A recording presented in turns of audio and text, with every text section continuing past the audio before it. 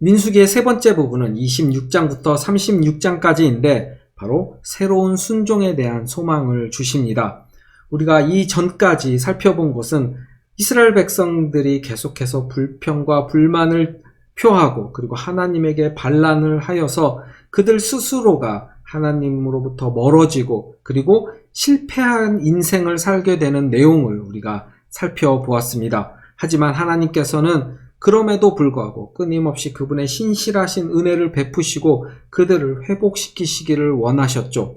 하지만 그 광야에서의 1세대들은 모두 그 광야에서 죽게 됩니다. 하지만 하나님께서는 신실한 그분의 구원 계획 안에서 새로운 세대를 준비시키시고 이 새로운 세대들을 통하여서 하나님이 약속해 주신 가나안 땅에 들어갈 수 있도록 그들에게 새로운 지침, 하나님의 말씀을 주시는 내용이 바로 이 세 번째 부분에 해당하는 새로운 순종에 대한 소망 부분인 것입니다. 먼저 이 부분의 첫 번째는 두 번째 인구조사를 통해 시작을 합니다. 하나님께서는 모세와 아론을 통해서 다시 한번 인구를 조사하도록 명령을 하시죠. 이렇게 새로운 세대, 2세대들에 대한 인구조사의 내용이 26장에 등장을 하게 됩니다. 그리고 크게 두 부분으로 나뉘어서 우리들에게 알려주는데요. 27장부터 30장까지는 새로운 세대를 위한 하나님의 율법, 하나님의 지침들이 등장을 하게 되고 31장부터 36장까지는 이 새로운 세대들이 약속의 땅에 들어가기 위해서 하나님께 순종하면서 지켜야 될 것이 무엇인지에 대한 그 지침의 내용들이 31장부터 36장까지 등장을 하게 됩니다. 조금 더 자세하게 살펴보면 먼저 슬로브앗의 딸들에 대해서 이야기가 등장을 합니다. 이 이야기가 무엇이냐면 슬로브앗에게는 아들이 없었습니다. 이 당시 하나님께서는 이스라엘 백성들에게 각각의 지파 그리고 각각의 가문에 따라 하나님께서 기업을 지정해 주셨는데 슬로브앗에게는 아들이 없었던 것이에요. 그래서 오직 딸들만 있었던 것입니다. 그래서 이 딸들은 모세를 찾아가서 자신들에게 아버지의 기업을 물려줄 것을 요청하게 되고 하나님께서는 모세에게 말씀하셔서 이 슬로브앗 딸들에게도 기업이 전해질 수 있도록 지침을 내려주십니다. 이 고대 사회에서 아들이 아닌 딸들에게도 아버지의 기업이 이어질 수 있다는 것을 보여주는 놀라운 사실을 우리들에게 보여주고 있는 것이죠. 그리고 모세를 대신해서 여호수아를 이스라엘 백성의 리더로 세우게 됩니다. 그리고 새로운 세대들이 하나님 앞에서 정결하여지고 또한 거룩하게 되어질 수 있도록 그들에게 상번제와 제물에 관한 지침, 율법들, 그리고 그들이 지켜야 할 절기들인 유월절, 칠칠절, 나팔절, 속죄일, 장막절에 대해서 어떻게 이러한 절기들을 지켜야 되는지에 대한 지침이 등장을 합니다. 그리고 그들이 하나님에게 서원을 할 때 어떻게 서원을 해야 되는지에 대한 이러한 새로운 세대들을 위한 지침이 27장부터 30장까지 등장을 하게 됩니다. 민수기 31장부터 36장까지는 약속의 땅에 들어가기 위한 지침을 우리들에게 알려주고 있습니다. 먼저 미디안과의 전쟁이 등장을 하게 되는데요. 미디안은 우리가 앞에서도 살펴보았지만 이스라엘 백성들이 바알보를 제사하여서 이스라엘 백성들 스스로가 죄 가운데 그리고 음행 가운데 빠지도록 만들었던 그것을 계획했던 민족이 바로 미디안이었죠. 하나님께서는 이 미디안을 심판하시기 위해서 이스라엘을 통해서 전쟁을 하게 하시고 이 전쟁을 통해서 이스라엘 백성들을 승리하고 미디안 백성들을 심판하게 됩니다. 그리고 곧 이어서 르우벤과 갓과 므낫세의 므낫세의 반은 모세를 찾아와서 요단강 동쪽, 그러니까 그들이 전쟁을 통해서 점령한 요단강 동쪽 땅에서 머물며 그곳에 정착할 수 있게 해달라고 요청을 하게 됩니다. 그래서 르우벤, 갓, 므낫세의 반은 하나님께서 약속하신 가나안 땅이 아닌 요단강 동쪽 땅을 그들의 기업으로 받게 됩니다. 그리고 이들은 이스라엘 백성들이 약속의 땅 가나안 땅에 들어가 그곳에서 전쟁을 할 때 르우벤과 갓과 므낫세 즉 요단강 동쪽에 정착하도록 허락받은 이 세 지파에서도 전쟁을 할 수 있는 용사를 보내어 함께 가나안 땅을 정복하는 일에 동참을 했음을 우리는 알 수가 있습니다.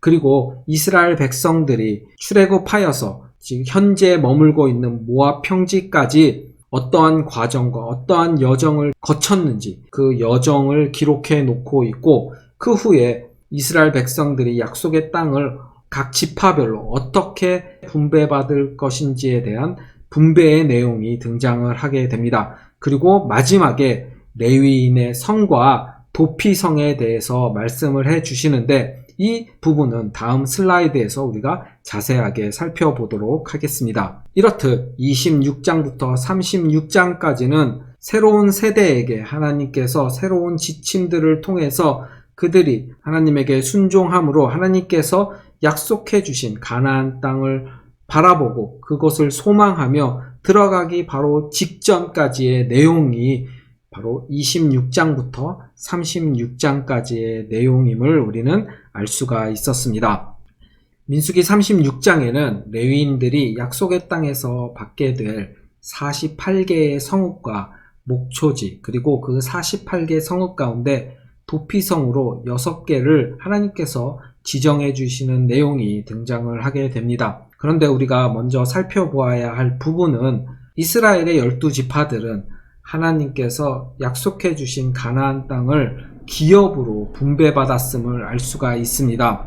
각 지파별로 하나님께서 땅을 분배해 주신 것이죠. 그런데 레위 지파들은 하나님으로부터 땅을 분배받지 못했습니다. 단지 그들은 48개의 성읍과 목초지만을 받았을 뿐이죠. 그렇다면 왜 레위 지파들은 하나님으로부터 땅을 분배받지 못했는가? 이것을 살펴보려고 하는 것입니다. 하나님께서 레위 지파를 이스라엘 백성 가운데서도 특별하게 구별하셔서 부르셨습니다. 그들을 하나님을 섬기고 하나님에게 봉사하며 하나님을 제사하는 특별한 구별된 지파로 하나님께서 부르셨죠. 그렇기 때문에 이 레위 지파는 각 이스라엘의 12지파에 흩어져서 이스라엘 12지파가 계속해서 정결을 유지하고 그들의 삶이 거룩하게 될 수 있도록 그들에게 하나님에 대해서 알려주고 율법을 가르치고 그들이 제사할 수 있도록 돕는 역할을 해야 했던 것입니다. 그렇기 때문에 레위 지파들은 하나님으로부터 땅을 분배받지 못하고 그들은 48개의 성읍과 목초지를 분배받았음을 우리는 알 수가 있는 것입니다. 우리가 한번 지도를 살펴보면 48개의 성읍이 표시가 되어 있는데 그들이 각 지파, 이스라엘의 12지파 가운데 흩어져서 살게 되었음을 우리는 알 수가 있게 되는 것이죠. 이렇게 하나님께서는 레위인들에게 48개의 성읍을 주셨는데 그 가운데서 하나님께서는 6개를 도피성으로 삼으셨습니다. 이 도피성의 위치를 살펴보면 3개는 요단 동쪽, 그러니까 요단강을 기준으로 해서 동쪽 땅에 3개의 성읍이 도피성으로 주어졌고, 그리고 요단강을 기준으로 해서 하나님께서 약속해 주셨던 가나안 땅에 3개의 성읍이 있음을 우리는 지도를 통해서 볼 수가 있습니다. 즉 요단 동쪽에는 루벤, 갓, 므낫세의 반 지파가 정착을 하고 있었고 그들 땅에 3개의 성읍이 도피성으로 주어졌습니다. 그리고 가나안 땅에는 루벤, 갓, 그리고 므낫세의 반을 제외한 10개의 지파들이 땅을 분배받았고 그 10지파 가운데 3개의 성읍이 또한 도피성으로, 그렇게 총 6개의 도피성이 주어졌음을 우리는 알 수가 있습니다.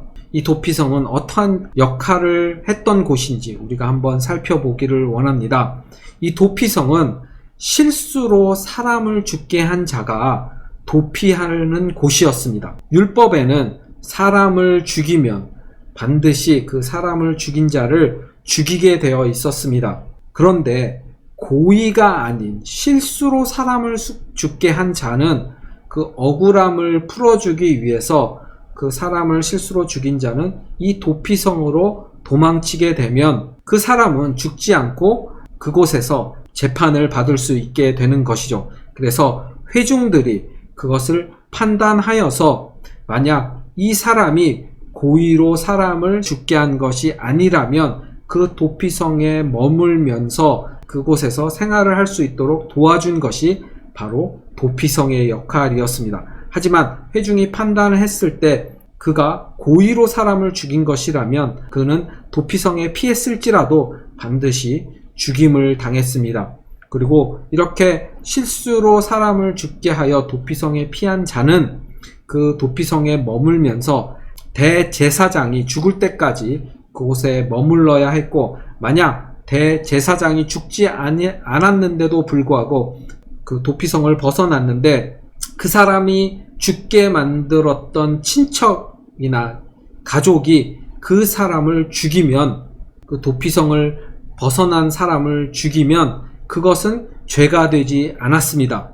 하지만 대제사장이 죽고 난 후에 그 도피성에 피했던 사람은 자기 소유지로 돌아갈 수 있었고 그는 아무런 해를 받지 않게 됩니다. 만약 대제사장이 죽고 이 도피성에 피했던 사람이 자기 소유지로 돌아갔는데 그 죽임을 당했던 친척이나 가족이 그 소유지로 돌아온 사람을 죽인다면 도피성에서 돌아온 사람을 죽게 한 사람은 반드시 죽게 되는 형벌을 받게 됩니다. 이처럼 이 도피성은 하나님의 공의를 나타내고 그리고 실수로 죄를 범한 사람이 구제받을 수 있도록 도와주는 역할을 하는 것이 바로 이 도피성의 역할이었습니다. 그렇기 때문에 지도에서 보는 것처럼 이 도피성은 일정한 간격을 유지하고 도피성이 지정이 되었고, 실수로 사람을 죽게 한 자는 자신에게서 가장 가까운 도피성으로 이동을 할 수 있게 됐던 것이죠. 도피성은 생명의 존엄과 실수로 죄를 지은 사람이 자신의 죄를 고백하고 그 죄에서 뉘우쳐 하나님에게 용서를 구하면 하나님께서 은혜로 그를 회복시켜 주시고 그가 다시 하나님의 자녀로 정결된 삶, 그리고 거룩한 삶을 살 수 있도록 기회를 제공해 주시는 그러한 하나님의 은혜를 볼 수 있는 것이 바로 도피성의 역할이라는 것입니다. 우리는 민수기를 통해서 이스라엘 백성들의 끊임없는 불평과 불만과 하나님께 반란을 일으키고 반역하는 그들의 죄를 살펴볼 수 있었습니다. 하지만 대조적으로 그 이스라엘 백성들의 그러한 끊임없는 하나님께 대한 죄에도 불구하고 하나님께서는 그들을 용서하시고 그들에게 기회를 주시고 그들을 구원하시기 위하여 하나님이 인도하여 주시고 또한 약속의 땅으로 그 약속을 성취해 가시는 그러한 신실한 하나님의 은혜를 볼 수 있는 책이 바로 민수기라는 것이죠. 그리고 이 민수기를 통해서 우리는 하나님께서 지금도 우리에게 하나님의 그 신실하신 은혜가 주어지고 있음을 알 수 있고, 또한 하나님께서는 예수 그리스도를 통해서 우리의 죄를 용서하시고 또한 하나님의 자녀로 삼으시며 또한 하나님께 나아갈 수 있는 하나님의 백성으로 하나님의 나라에 들어갈 수 있는 길을 열어주셨음을 우리는 이해하고 또한 알 수 있게 해주는 책이 바로 이 민수기라는 것입니다. 묵상과 적용을 한번 살펴보도록 하겠습니다. 바이블 프로젝트의 민수기 개요를 시청하고 오시면 되겠고요. 그리고 세 가지 질문, 저자가 그 당시 청중 독자에게 본 구절을 말한 목적과 의미가 무엇인지, 본 구절은 전체 성경에서 어떤 의미를 가지고 있는지, 본 구절은 우리 교회에 어떤 의미이며 어떻게 적용해야 하는지 민수기 25장 1절부터 18절까지 자세하게 읽고 묵상한 후에 아래의 세 가지 질문을 적용하고 우리가 함께 모여서 토론하도록 하겠습니다.